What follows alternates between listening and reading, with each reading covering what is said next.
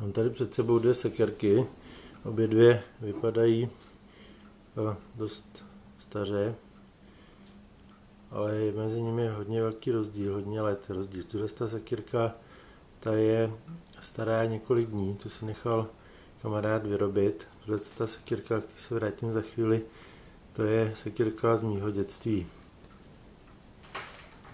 A tady ta sekera je dělaná i kovaná na zakázku od jednoho šikovného mládence tady od nás Klatov. Nevím, čím se kamarád nechal inspirovat. Připadá mi to trošku jako z těch modernějších seker jako Rozely, kovář Rozely finský, který dělá nože, takové podobné sekirky, ale může to být i z nějakého ze starší doby. Každopádně vypadá jako z muzea, když je opravdu stará pár dní. Ten materiál té hlavy je vykovaný z čepu pásu od tanku, takže by to měl být kvalitní materiál. Topůrko si kamarád vyrobil z tisu. Nechce se nechat přemluvit, aby udělal oválnější průřez, ale celkem jako je tady třeba, ale jako drží se docela dobře. Nevím, jak to bude používat, občas se mi asi tak jednou nebo dvakrát za rok podaří vytáhnout ven, takže možná, že to párkrát za rok použije. Velikostně to srovnám tady s tím svým tomahawkem, aby byla představa. Nebudu to vážit, protože je to o něco menší.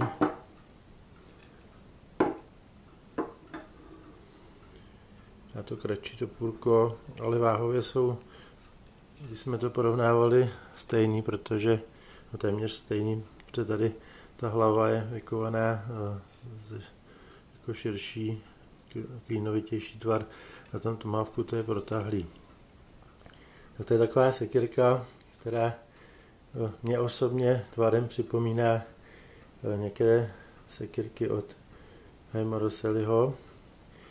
A ta druhá, to je moje srdcová záležitost i podle té barvy. Já už jsem tu jednou tu sekirku kdysi představoval na fotkách a bylo mi vyčtena ta červená barva. Ta sekirka je dárek k mým 13. narozeninám v roce 1968 od babičky a snad i maminka se na to složila. Původně ta sekirka vypadala trošku jinak, hlavně topůrko. Mám dojem, že se to vozilo. Někdo na Knajfu měl fotky, že to dělali u nás v Borově nebo něco takového. Já si pamatuju, že tuhle sekirka, možná, že to byla předloha, přišla z Polska, byl to polský výrobek. Používal jsem ji, nechci říct zrovna do nedávna, ale do doby, než jsem si koupil sekery Gransford Brooks nebo nějaký ty sekací nástroje třeba od Blacka. Tady to topůrko, to jsem si vyráběl sám, kdysi dávno. Ta sekirka, když jsem bydlel na Šumavě, postavila kotec pro německého ovčáka, včetně tesání trámků a tak dále, takže už si svoje užila. Teďka ji mám spíš vysela nějaký čas v chatě tady na tom vočku na stěně. Měl jsem jí celou dobu skautování, později trampování a potom toho lezení po lesích, který dneska se říká bushcraft, teď já nevím český jméno, trampování už to bohužel není. Tady jsou některé moje výtvory z té doby 13 až 15 let, vypáleno lupou, nabarveno unikolkama barvama, jaký symboly od craftu, nebo co to tam, už si to přesně nepamatuju, jelení, lepka, něco vyšeptalýho. Říkám, teď momentálně vysela na chatě jako dekorace, ale je funkční. Myslím si, že by se dala ještě nosit, ale říkám, při množství nebo kvalitě těch věcí, které mám teďka, si ji budu šetřit jako takový, nechci říct muzeální kousek, ale vlastně ono už je to hodně let. Ta červená barva na tom byla tenkrát taková, vím, že Husqvarny bývaly oranžový, To si pamatuju i tenkrát a mně se to zdálo, jako kdybych ji někde ztratil, že bych ji snáš našel. To byla motivace, proč jsem to tenkrát natřel na červeno.